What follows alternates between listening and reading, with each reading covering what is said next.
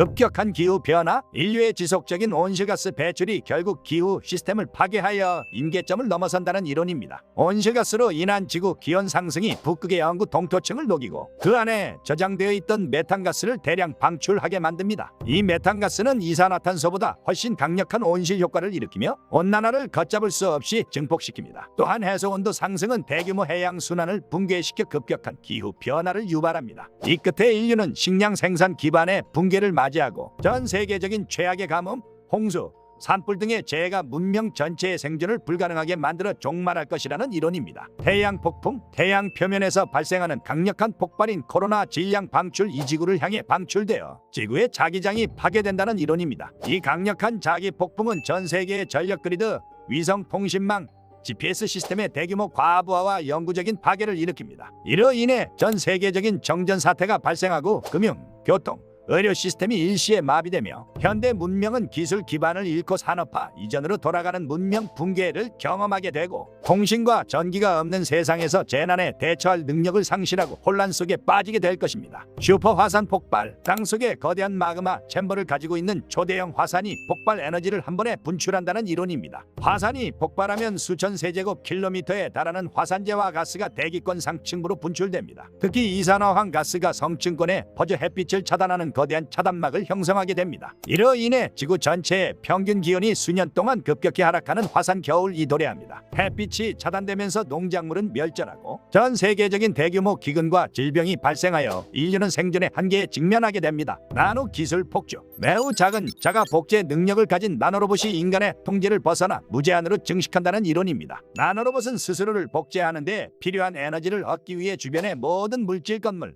생명체, 환경을 분해하고 원료로 사용합니다. 이로 인해 복제 속도가 기하급수적으로 증가하여 짧은 시간 내에 지구 표면 전체가 살아있는 물질이 없는 나노로봇 덩어리, 이른바 그레이크로 변하게 됩니다. 인류 문명과 생태계 자체가 물질 단위로 분해되며 소멸하는 기술적 종말 시나리오입니다. 진공 붕괴, 우주의 가장 근본적인 에너지 상태인 진공이 현재의 준안정 상태에서 참 진공 상태로 변이한다는 극단적인 물리학 이론입니다. 이는 우주의 물리 법칙 자체가 바뀐다는 것을 의미합니다. 우주의 한 지점에서 형성된 참 진공의 거품이 이 빛의 속도로 팽창하며 퍼져나갑니다. 이 거품이 통과하는 곳은 우주의 근본적인 물리 법칙, 원자 결합력, 전자의 질량이 바뀌게 됩니다. 이 거품이 지구에 도달하는 순간 지구상의 모든 원자 결합이 해체되고 모든 물질이 다른 형태로 붕괴합니다. 미리 감지할 수도 피할 수도 없는 궁극적인 우주의 소멸입니다. 유전자 변형, 유전자 편집 기술의 대중화와 오남용으로 인간 배아의 유전자를 조작하여 특정 능력이 강화된 계층,